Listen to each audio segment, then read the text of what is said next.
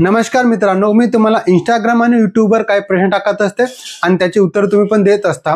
तर तसंच मी एक प्रश्न तुम्हाला टाकितलं होतं, 1 ते 100 मध्ये 9 हा अंक किती वेळा लिहावा लागतो किंवा किती वेळा येतो। पर्याय ए होता 99, पर्याय बी 9, पर्याय सी 20 आणि पर्याय डी 11।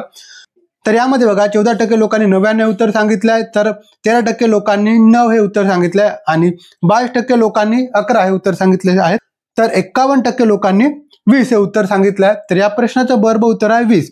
मग बघा, अशा प्रकारचा प्रश्न आपल्याला स्पर्धा परीक्षेमध्ये विचारलं आणि विचारतोच, जवळपास टीईटी म्हणा, तलाठी, पोलीस भरती या प्रकारच्या परीक्षेमध्ये अशा प्रकारचे प्रश्न विचारत असतो।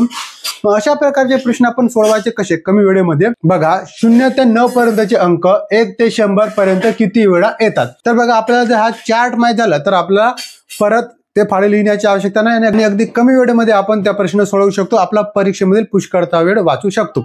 तर बघा, 0 हा अंक आपण किती वेळा लिहितो 1 ते 100 पर्यंत, तर 0 हा अंक आपण 1 ते 100 पर्यंत लिहितो 11 वेळा, लक्षात ठेवा 11 वेळा। त्यानंतर 1 हा अंक आपण लिहितो 21 वेळा, 1 हा अंक आपण लिहित असतो 21 वेळा। आणि त्यानंतर 2, 3, 4, 5, 6, 7, 8, 9 हे जेवढे जे अंक आहेत हे एवढे अंक आपण लिहित असतो 20 वेळा। 4 20 वेळा लिहितो आपण, 5 20 वेळा लिहितो, 6 20 वेळा लिहितो, 7 20 वेळा लिहितो, 8 आणि 9 पण 20 वेळा लिहित असतो।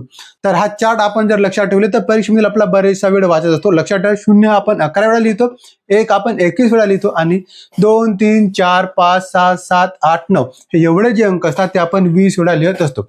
हा चार्ट आपण एकदा लक्षात ठेवा, तुम्हाला अशा प्रकारचे प्रश्न अगदी कमी वेळेमध्ये 1 सेकंदाच्या आत तुम्ही हा प्रश्न सोडवू शकता। तर मग तुम्हाला समजले असेल या प्रकारचे प्रश्न आपण कशा प्रकारे सोडवू शकतो। तर पुन्हा भेटू एका नवीन व्हिडिओमध्ये, तोपर्यंत नमस्कार।